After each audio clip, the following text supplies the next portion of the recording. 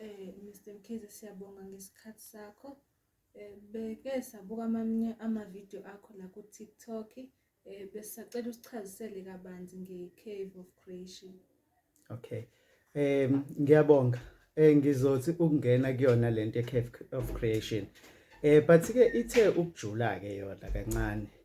Mhlambe angiqale la.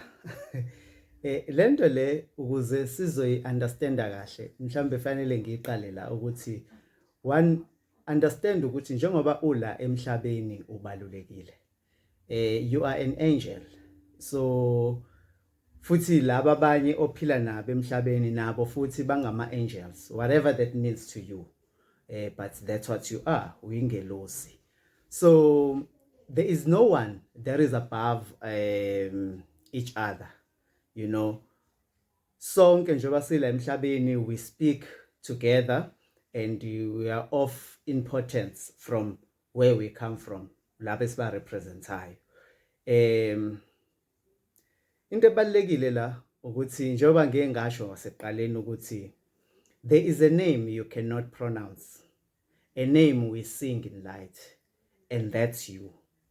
Okay, so far beyond the strife and the frustrations of earth, the real you exists. You exist in a temporary form, performing test for the universe, and that you have agreed to perform. Enye into ebalekile ukuthi fanele wazi ukuthi you are eternal, you know, and your life on earth is a very temporal life that you can ever live as you. So this is just a series of temporary events lawa owathola la emhlabeni. Much like you would think of as a number of bus rides, you know, mugibela ibhasi usuke la uye la uphinde uthathe enye ibhasi ugibele njalo njalo.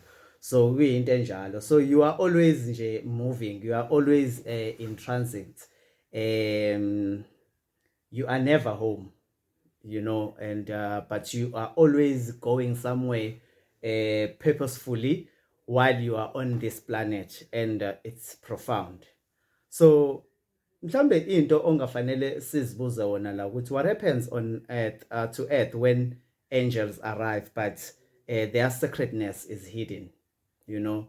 Lapho ngikhuluma ngami nawe ukuthi njengamanjena njengoba ngishilo ekuqaleni singelo sezizela emhlabeni kodwa sitheme sifika la emhlabeni umngcwele bethu bafihlwa kuthina, you know. Will they know ukuthi the prints that are within our DNA is in numbers or is in maths, if we can put it that way. So kubalekile ukuthi sazi ukuthi akekho umunye umuntu ongahlukanisa nalokhu esiyikho thina, futhi akukho okuyosihlukanisa nalokhu thina esiyikho. So inamba lezi ezikwi DNA yethu izona exoxa story, you know. Kunama codes asixhumanisayo nalathi nesiqhamuka khona, futhi kunama codes asichazayo ubuthina uphelele bethu njengoba sila emhlabeni. Kodwa ke sithe mesifika la emhlabeni ingqondo zethu zalibala yilo information. But mabe sengichazela sengena sengamanxa kwi-Cave of Creation uzoqonda ukuthi kungani kufihlekile lokho. Because once you try to activate it, then you make a difference emhlabeni nje jikelele, kwi-universe as a whole. So i-Cave of Creation, this is a real place that will never be found on this planet. Kodwa before ngiqhubeke ngikhulume nge-Cave of Creation, I think mhlambe kungifanele ukuthi ngiqale ngestory esithize esake sangaxoxelwa sona ilaba abangiphethe bakamoya.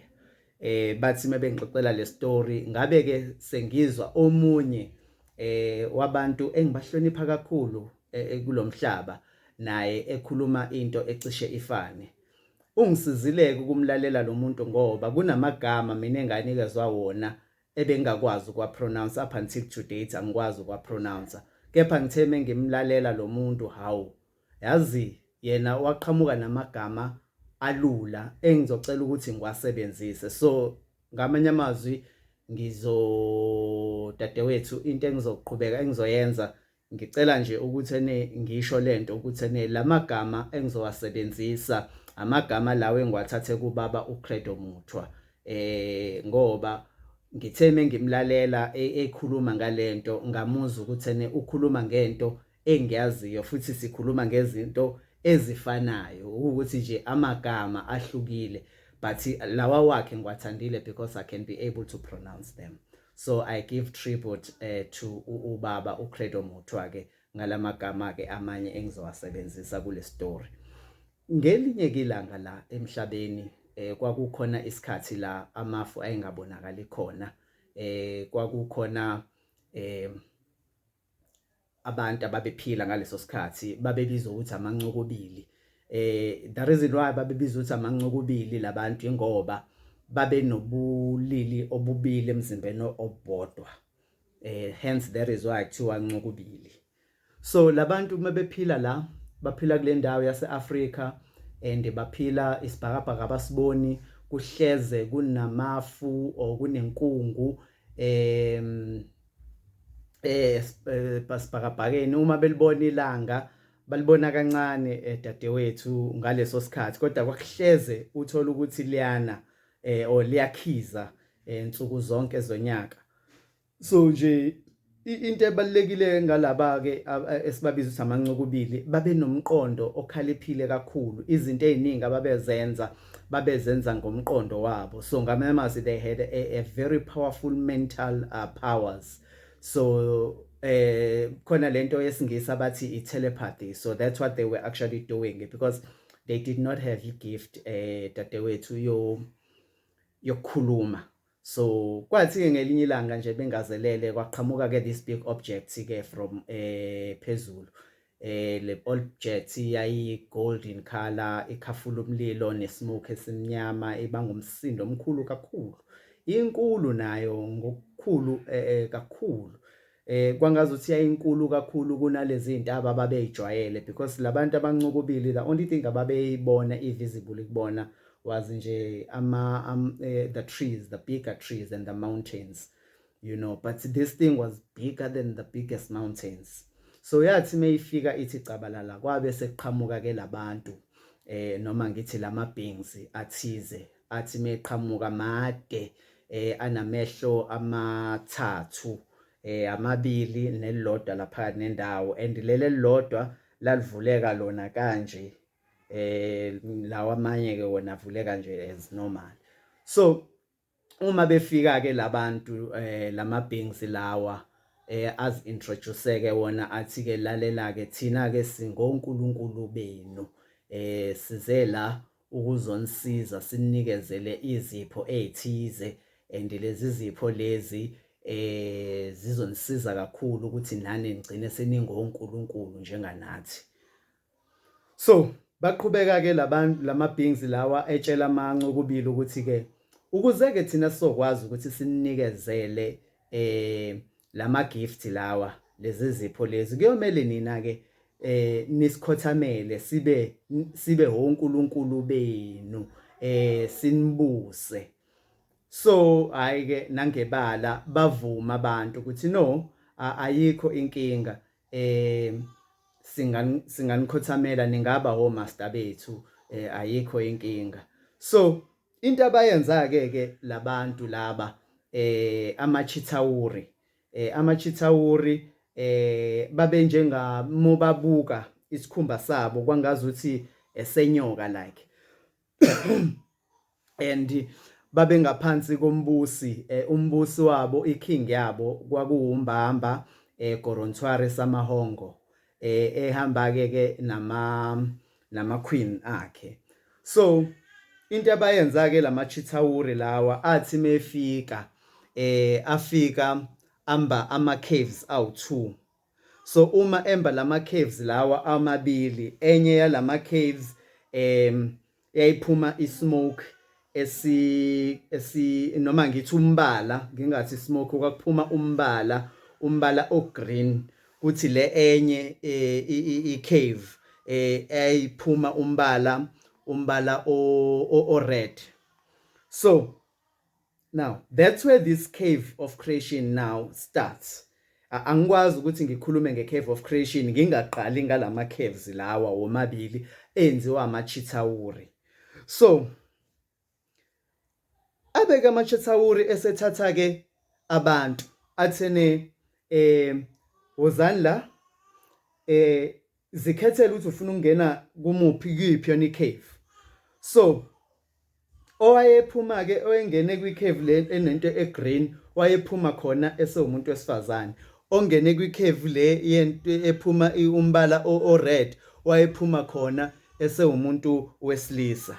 So that was the first gift that was given bantu bakwethu to these people, ukuthi ene bakwazi ukuthi ene bahlukanise ubulili, because mind you amancukubili they had no knowledge of gender.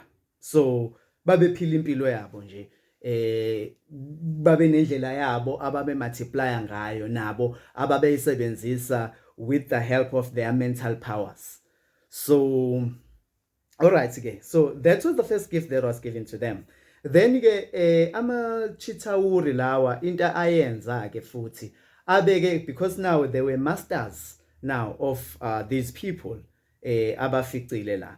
So athi mesesuka ase unkosi lo umbaba gorotwari wabesethi abambe ngaphansi komhlaba abakhiphe ama metals khona njengama diamond, njengama golide, ama copper, njalo njalo, wonke nje ama metals lawa atholala ngaphansi komhlaba. So wabesecela ukuthi ene mabawakhe lama golide. So basically it's more of like a mining that was actually taking place lana.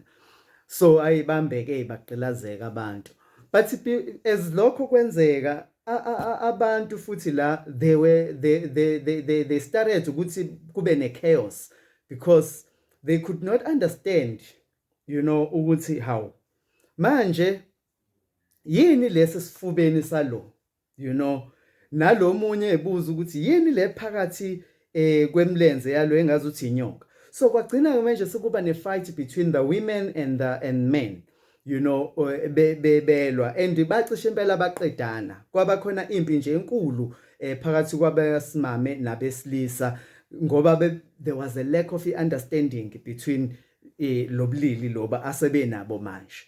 So into eyenzeka ke ama-chetuwari, they then decided also ukuthi, you know what, let us give them the second gift, which is a gift of ukukhuluma, you know. But into ekhona la ukuthi ne before they give them a gift yokukhuluma, they laughed to these people, ama-chetuwari, they laughed to these people ukuthi wow, labantu laba bangaze balwe kangaka belwela nje ukuthi ne aba understandani indaba yama genders wabo. So yeah, they took it as a joke, you know. So they realized ukuthi ngazi labantu bafuna ukuqedana, so therefore basebe introduce a second gift to these people, a gift of language. So babanika ka a gift of language, bakhuluma ke labantu bakwazi ukukhuluma. But again nakhona futhi kwaba khona chaos, because they couldn't understand each other, you know. They thought sibaya insultana, so kwaba ne chaos nakhona. Wayibuka ke lento kunomunye kunkosikazi wagorontwari owayebizwa ngokuthi umanyinzwara chetuwari somahongo, kwakunkosikazi wakhe omdala. Lo nkosikazi le ndlovukazi le iqueen le iyayinenhliziyo enhle kakhulu, ibathanda labantu, kepha yayimbike ngesimo sokubukeka, yayisabeka futhi, you know. So imagine these people, they look like serpents, you know, even isikhumba sabo.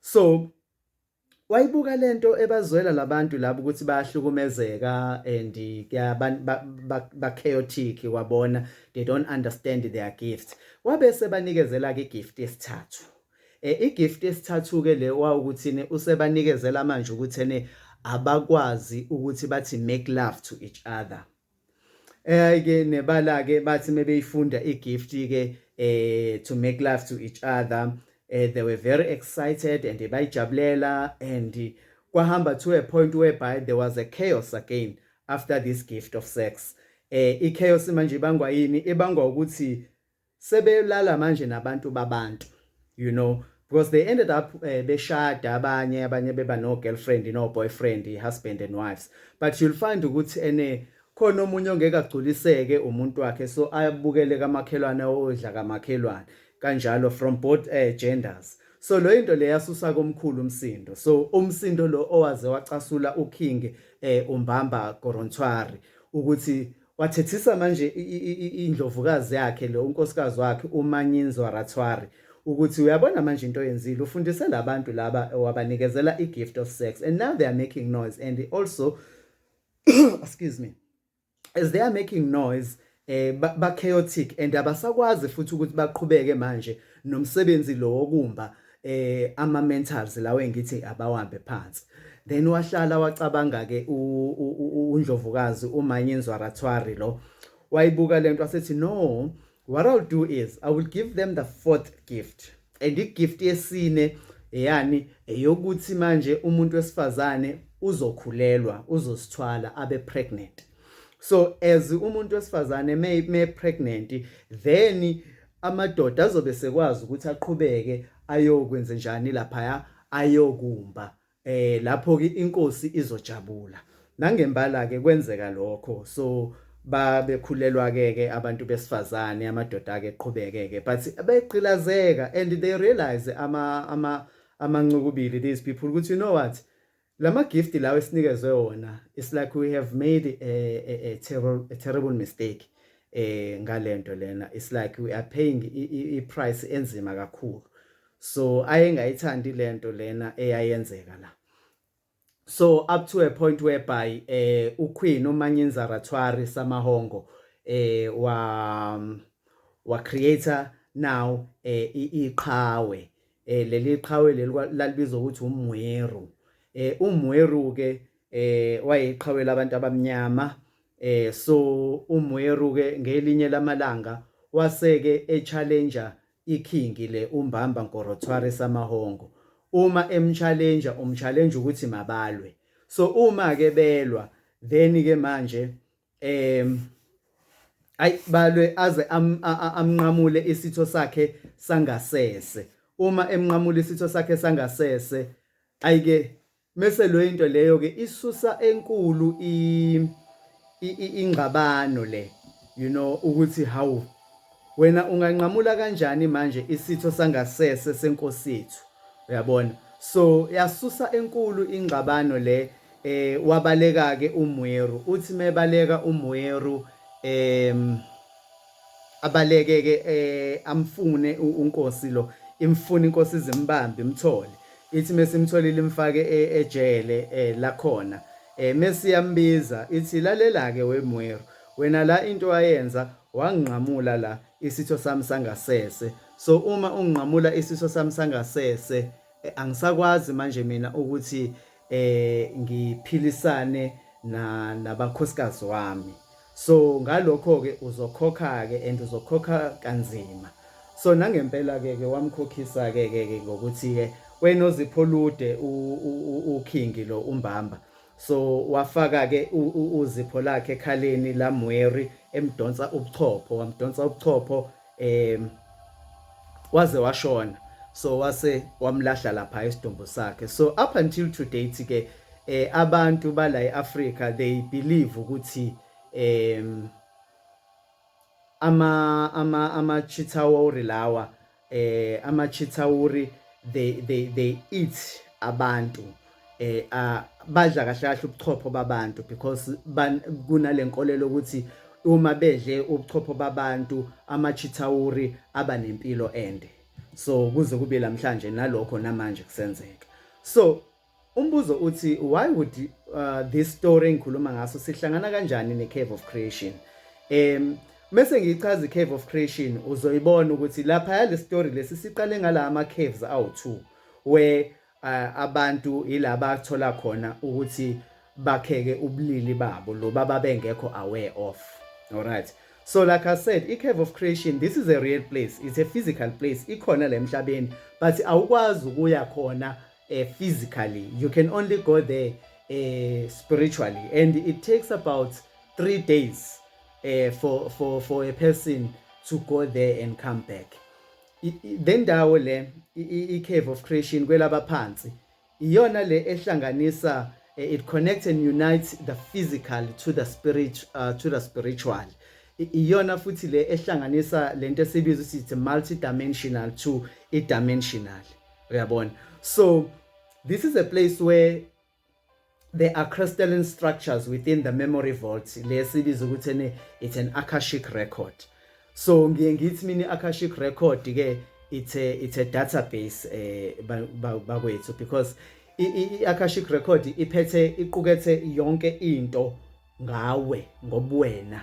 So basically uma ukhuluma nge-cave of creation, it is where your soul comes and goes from when you arrive kule planet and when you pass over, and it records everything that has happened while ula kwi-surface, and you take that with you and until you come back again. Every time when you come back udlula khona futhi la kwi-cave of creation ubuyele back futhi kwi-surface ye-earth, and then uqhubeke uphile. So i-cave of creation kushuthi kahle kahle iyona ndawo yokuqala oyivakashelayo uma uza la emhlabeni, futhi kube iyona ndawo futhi yokugcina odlula kuyona before uhambe kulomhlaba lona. Okay, so i-cave of creation, this is a multi-dimensional place, you know, and it holds ubuwena for wonke into enomphefumulo ekhona emhlabeni. So wonke into enomphefumulo, noma ngithi yonke into enempilo ekhona emhlabeni, i-history yakhona itholakala lapha kwi-cave of creation Kwelabaphansi. So then mase wena usuka la usuka khona uze la emhlabeni, but usuka la usuka khona kwi-kingdom yakho uza la emhlabeni usuka uphelele, but ngoba umhlaba it's a intergalactic school, it cannot hold the spirit of light, you know, siphelele. So kumele wena uhlukane kabili, if I can put it that way, or uhlukane kube khona iphathi ezoza la le wena oyibonayo la kwi-surface kulomhlaba, mase kuba khona enye iphathi esalayo ngaphaya ngaphansi komhlaba kwi-cave la sithi khona ikwelabaphansi. Uma ke ususele lapha yila wena ke wena ola kwi-surface njalo kufanele ukuthi uxhumane nalo lapha phansi ukuwena still, kodwa it's a bigger part of you. It's more like this bigger part of you yona futhi phinde iconnecte nala wena oqhamuka khona. So ikanjalo, so ifika ubuwe kwi-surface of the earth, then mase kuba wena futhi lo esithi umphefumulo wakho olapha kwi-cave of creation, then mase kuthi cave lo mphefumulo wakho okwi-cave of creation uxhumane nawe wena ohamba la uyaguida.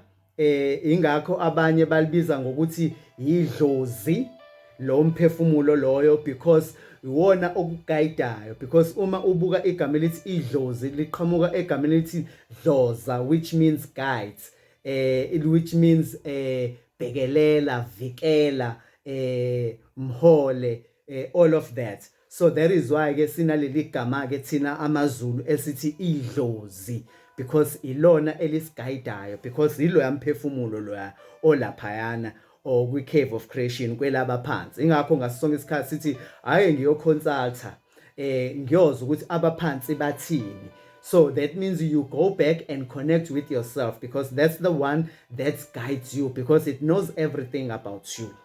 Okay, so basically that's how it goes. And then this part of you injenge spy sakho, if I can put it that way.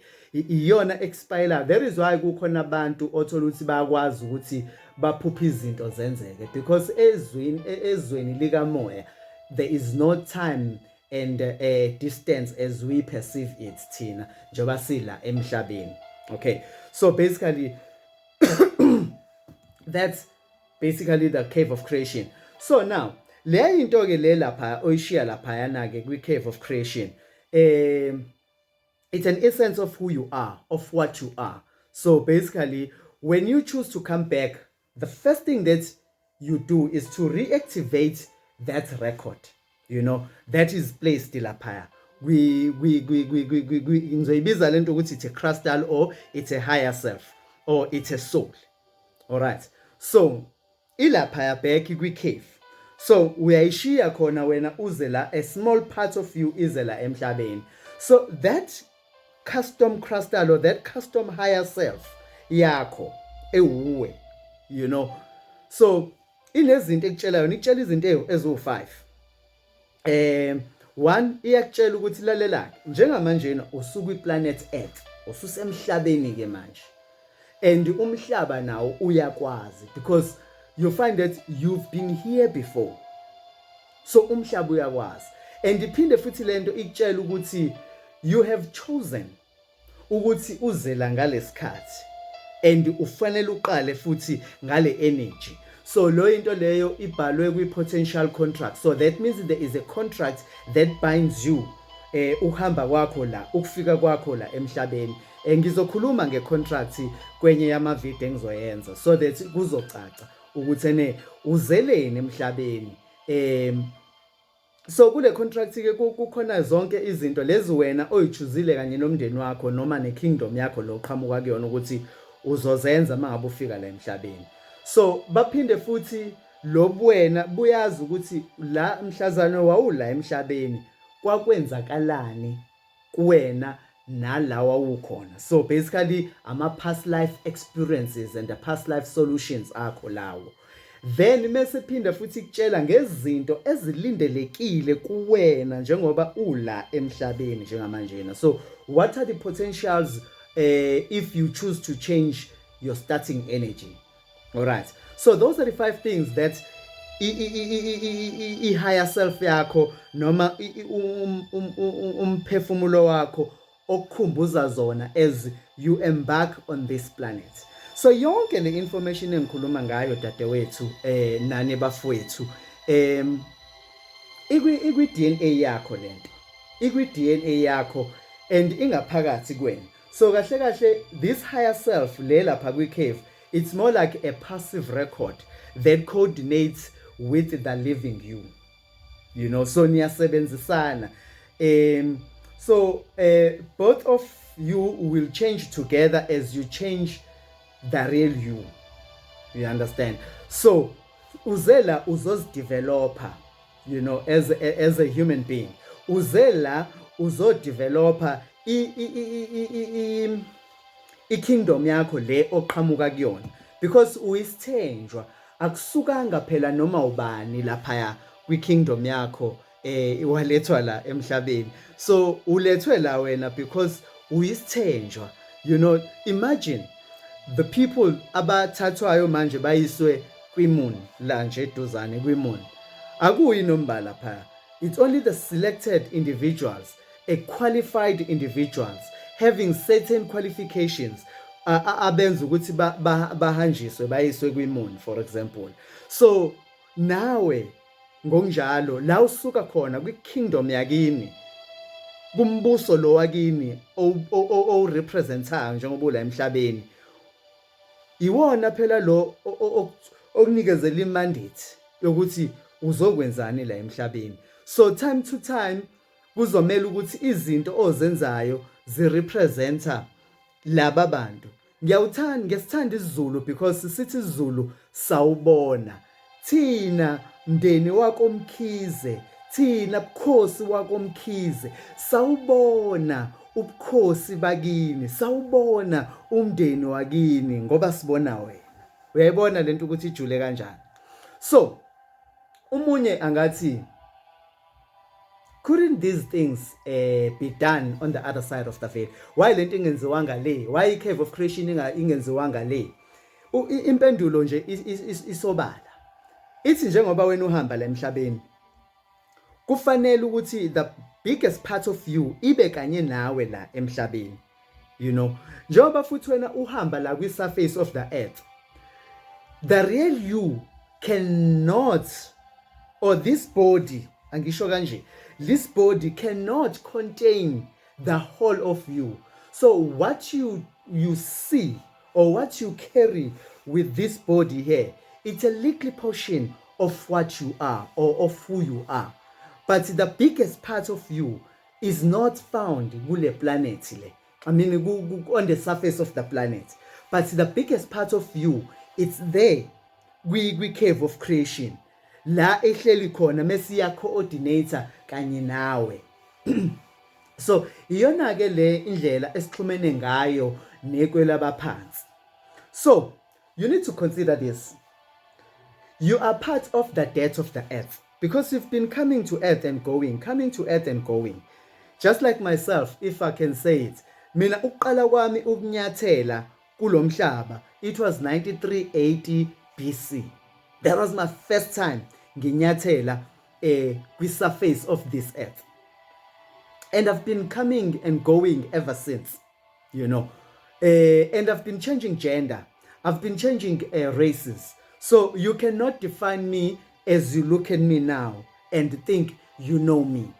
There's no way you can say you know me, because not unless you can reach your Akashic records, and then you can know me through my Akashic records and your Akashic records at the same time. So mina, you cannot define me as a race.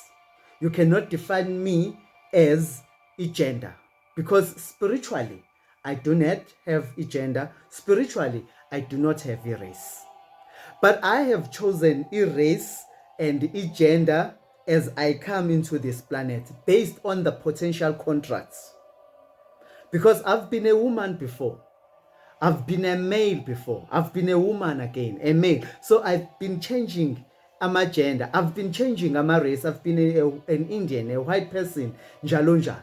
So that is why today, sometimes most of the people, they can dream of Abelungu, they can dream of Amandia, they can dream of whatever races that are there. It's simply because you connect with the essence of you that was that before. So you are part of the death of the earth, because as uhamba emhlabeni kuwa kunezinto ke ezazenzeka. So the planet knows your existence, and the first thing that it does, like a mother in the womb, it will accept the essence of who you are, you know, as a human being. And it might say to you, how wonderful, you are back. We accept you. Now return to the surface and let the action begin. Just like that. So that's what the earth will say to you. You know, with ayike kuhle ngoba usubili asiqhubekeni nomsebenzi. You know, because whatever that was done, it needed, whatever karma that was created, it needed to be cleared. So there are human spoken vows, you know, which carry spiritual energy, you know, that were taken in the past expression, like in the past lives, you know. So you are now surfacing those vows in the now time, you know, as ubuyile emhlabeni. So now, which are now becoming a hang up in your fourth dimension linear existence. So some of you can ask ukuthi, okay ke Khabazela, now that usuyishilo lento yama vows, you know, inkulumo lezi ezenzeka ke in the past, you know. So how then do I change these vows, you know, if the past and the present are melding? Okay, so you have asked yourself, ukuthi, if we are coming together and the past is so profound, even within my present moment, or my present time, or this lifetime, how can I rewrite these vows? What can I do? What should I say? And to whom? These are the fundamental questions that you may ask yourself, dealing with the matter. The answer is, like so many other things we have spoken of, the answer is far easier than you might think. You need to be alone. Then, with pure intent, you come before the spirit, which is your family, and you state your case. Whatever you say is then in the beginning of the rewrite. It's like the beginning of the rewrite. Everything that you are now saying, because you need to verbalize these things. You need to talk, to speak it out. So since the energies of earth, they respond to human free will. So you speak it out loud so your cells can hear it as well. Then you state that you drop the old vows, then you give a new one. Perhaps you will pledge yourself to benefit all of humanity. So in the process, you will need peace in your life without drama.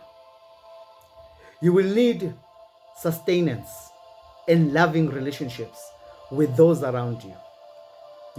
That is why you will find that people uma bephahla noma bekhuleka, what they do is they meditate, or they fast, or they forgive those that are in their sphere of conduct, because bafuna ukuthi lento izwakale kahle. Lento abayenza lo abayikhuluma noNkulunkulu wabo, or nalaba asithi idlozi noma abaphansi noma ingelosi, whatever name that you see fit to use. So kubalulekile ukuze lento yakho ibe right, you need to be alone, and you need to have a pure intent, and then you state your case, you verbalize izinto, and you need to have peace of mind and remove yourself from it drama. You need to forgive people, make a loving relationship with those that are in your sphere of contact. So now, this will drop the vows of poverty, and all other old energy thinking regarding what the humans originally thought God wanted from them. Because, i-consciousness yakudala ayifani consciousness yabantu bamanje, because abantu bamanje i-consciousness yabo, it's a bit higher than those in the previous, but at the same time intellect yamanje it's less than the intellect yakudala. But I will explain that some other time. So umbuzo la uthi kahle kahle uNkulunkulu udingani la kuthina. Now that I will be praying, ngiyaphahla ngempela lokho engikubiza ukuthi uNkulunkulu kudingani la kuthina. Kusimple. Lokho wena kuqala okubiza ukuthi uNkulunkulu is that part of you that is in the cave of creation. Yabona laba esithi abaphansi, ikwelabaphansi, laba ka sithine amadlozi ethu, lokho kuwuwe okuqukethe kumphefumulo wakho.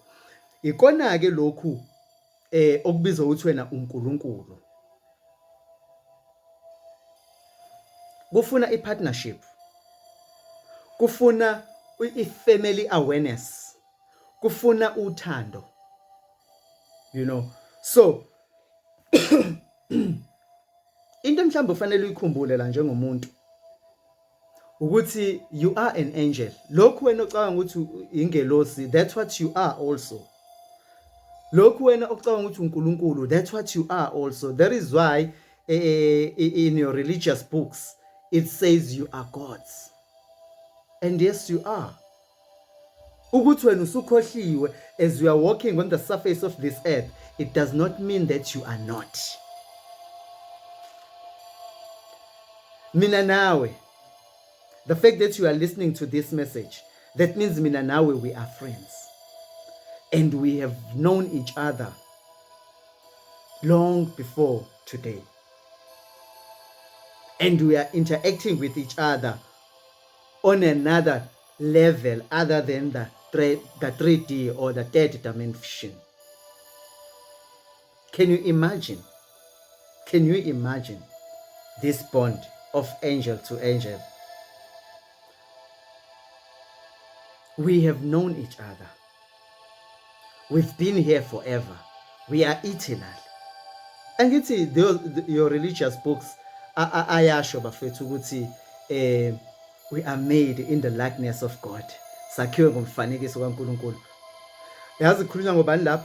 Kukhulunywa ngawe wena ohamba la kwi-surface of earth ukuthi lokhu okula kulomzimba kufana ncamashi nalokho kulapha kwi-cave of creation, which is you, which is spiritual, which is multidimensional.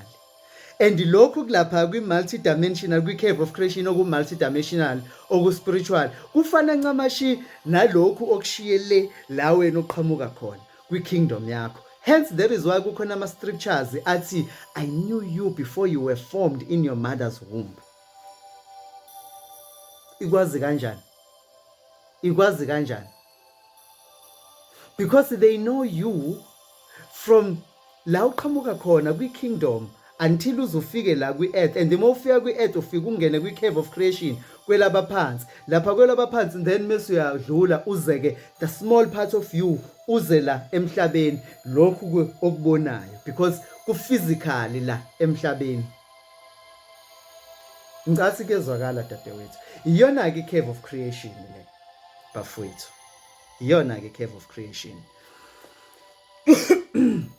Now, when you are on the surface of this planet, you know, you are working in biology. You do not see things in an angelic terms. You are limited because you are, that small part of you is here on the surface of earth to learn. To learn. You are all here to learn. Can you begin to conceive how much love and planning has gone into you being here? Can you begin to conceive okujule ngothando nangeplane yabakhona ukuthi wena ukwazi ukuhamba la emhlabeni? You know, kuye kube kuhlungu ke ukuthi kube khona abantu abacabanga ukuthi they need to suffer while they are walking here on earth. You don't have to suffer to connect with yourself, to what you call God. You don't have to suffer. You know, maybe it's time you re-examine this entire suffering scenario. You know, you may have challenges, yeah. Indeed, uzoba nawo ama-challenges, but these challenges may be what you think your contract is all about. I will speak about a contract next time and remind you guys ukuthi le contract engikhuluma ngayo kahle kahle iquketheni. Kunezinto ezi-standard engizodlula mase kuba khona lezi ezi-specific for you, which I can never touch on them because they are personal, and I'm not here to violate ilungelo lakho lokufunda kulo mhlaba. Kuyezwakala. So, being on this planet of duality, you know, doesn't mean that you need to enjoy the sadness, you need to enjoy the pain. You know, you need to invite joy, you know. So, the real challenge lana ukuthi, guys, can you begin to be joyful in whatever challenge you are in? If you can, it is one of the chief catalysts of the solution of the actual challenge. That's way the new energy will work for you. When you encounter those challenges, try to find joy within yourself. Why? Because lokho esikubiza ukuthi uNkulunkulu, spirit, source, whatever name you call it, it loves you, it honors you, it cares about you, it doesn't judge you. It doesn't judge you. It loves you unconditionally, so it loves you. ungabi confused ngalento abantu abahleze beyisho bekhuluma ngezulu bekhuluma ngesihloko. Let me explain to you why bekhuluma ngesihloko. Bazokutshela isihloko singaphansi komhlaba kunomlilo lapha uyofakwa khona ushe inguna phakade. Now think about this. You have a child. You love your child. Right? Njengoba uyithanda ingane yakho, isigangile ingane. Ibulale iphule into yakho oyithandayo uyithenge ngemali enkulu. Does that mean you stop loving your child simply because iphahlaze that glass mhlambe bizayo or whatever objects? No. You don't stop to love your child. Yes, you may punish your child, but that does not mean you will punish your child ukuthi safarishe forever. Does it make sense to you as a parent? Kuhle ngoba la kunabazali. Does it make sense to you guys? No, it doesn't. So, now, something that has created you and brought you here on earth, do you think it's going to punish you while you're still learning? Let me give you, guys, yini le hell abakhuluma ngayo. Ekuqaleni ngikhulume ngestory la sama chetuwari. Ngathi ama chetuwari, they are long, they are tall, and they have got 3 eyes. You know. And the ama chetuwari uma uwabheka la anempondo la ezihamba kanje njenge crown, you know. I'm not going to get into ukuthi lezi impondo lezabo zenzani, but banempondo kanje. That is why when they create isithombe saSathane, they will create into enempondo. Kahle they are trying to create ama chetuwari. Why ama chetuwari? Ama chetuwari, guys, they are cold-blooded. So ngamamazi igazi labo liyabanda. So uma igazi nabanda badinga ukuze baphile basurvive isikhathi eside, badinga ukuthi babe sendaweni eshisayo. So they have created indawo yabo. So they moved from the planet, the surface of the planet, and they went down to the caves. You know, if they go down to the caves, then they created themselves ikhaya labo there. You know, and surrounded by fires. Now, wena ke muntu wethonga uzothi uma uthi mina ngixhumana nalaba kwelabaphansi, mase umuntu othize one information limited asethi hayi uxhumana nabasesihogweni, uxhumana noSathane. No, it's not the case. What is in the cave of creation is not the same as what is in the caves of the chetuwari. Kunomehluko. Njengamanje ama chetuwari, they are running, yes, they are running ama systems amaningi esiphila ngawo kulomhlaba, including le ye government, which I'm not going to get into it because bona they feed from fear. Ama chetuwari, they feed from fear. But when you connect with idlozi lakho, you do not fear. And that is why uma kukhona umuntu okusabisayo, uma ekufundisa ngedlozi akhuluma ukusaba, that's a red flag. You need to question that. Says one. Because when you connect with you feel so buoyant. You feel uba cheerful, uba so loving, uba complete, uba na this sense of calmness within you. You just know what this is it. Abakholwayo, they call that Holy Spirit. It's holy because it's there, we cave of creation. It's holy because it's connected with you, because you are also holy. Because what you represent, it's holy. But ama chetuwari on the other hand, they are not holy. Because these are the ones that are enemies of the humans. Njengoba ngibixoxele story ukuthi bona they came here and then they pose as the gods of humans. Hence, that is why they wanted to be served by humans, because they wanted to exploit our humans, which they did. So now, yini ke izulu? Uma sikhuluma ngesiZulu sikhuluma ngalawo enoqhamuka khona. The great central sun, that's where you come from. The great central sun. Where is it? The great central sun is not a place. How? Between manje. Yes, you come from the great central sun, but the great central sun is not a place. Oh, okay. So, it is the best information I could try to tell you, ukuthi, where the spirit and your family is, the pieces and parts of you. Where exactly do they live?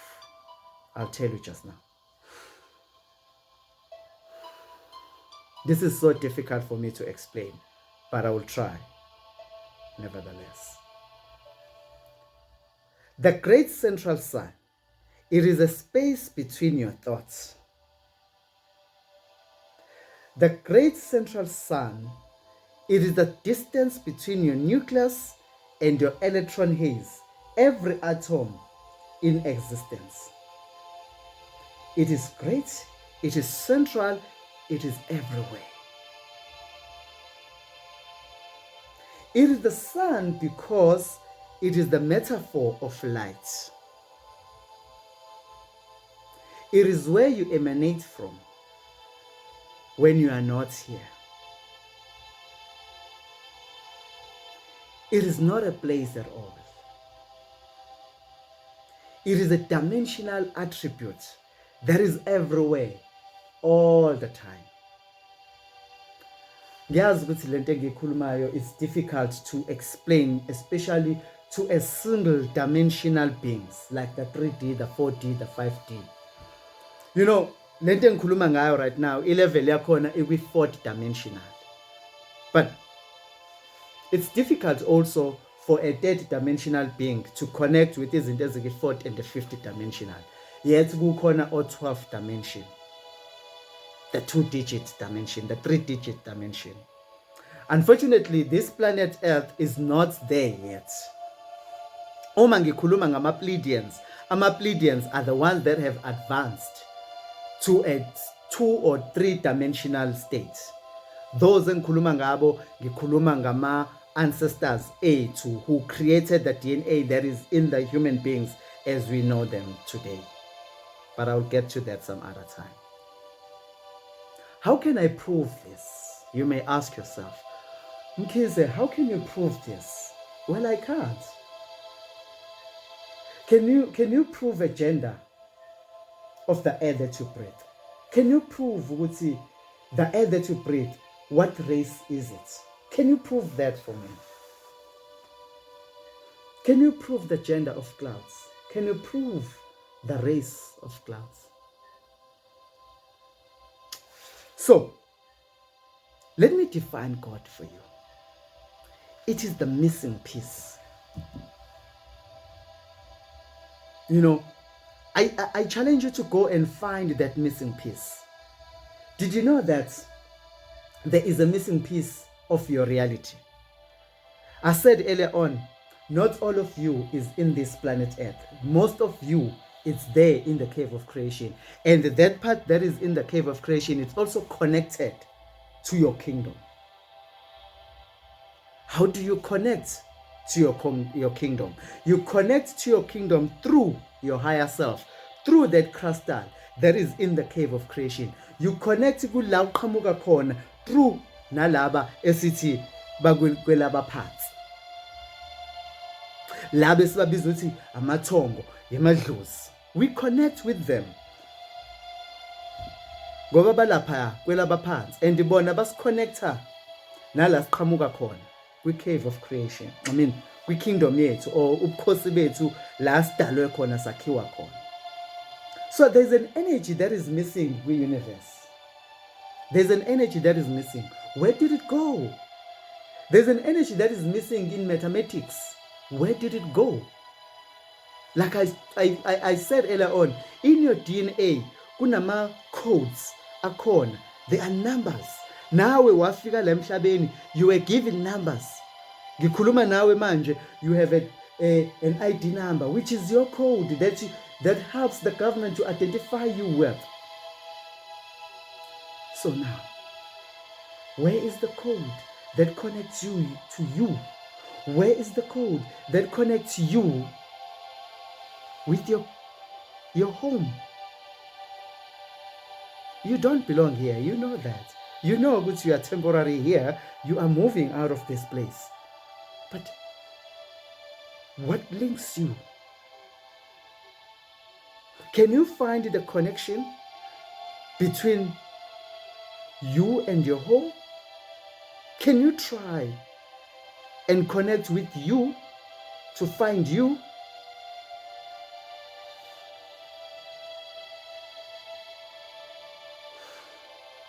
Where is the spirit? It is everywhere. And that's why we tell you these things.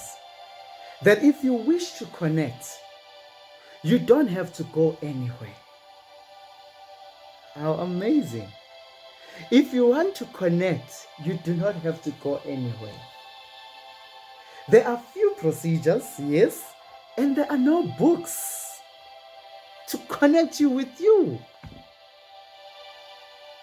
The most profound energy on earth is the one you carry with you, which is called human consciousness. This is plain talk. This consciousness will enable you if you allow it. This will fill the gaps if you allow it. It will allow the visualization of what has been in the dark. The pieces that have been missing will start to appear. They will start to complement you.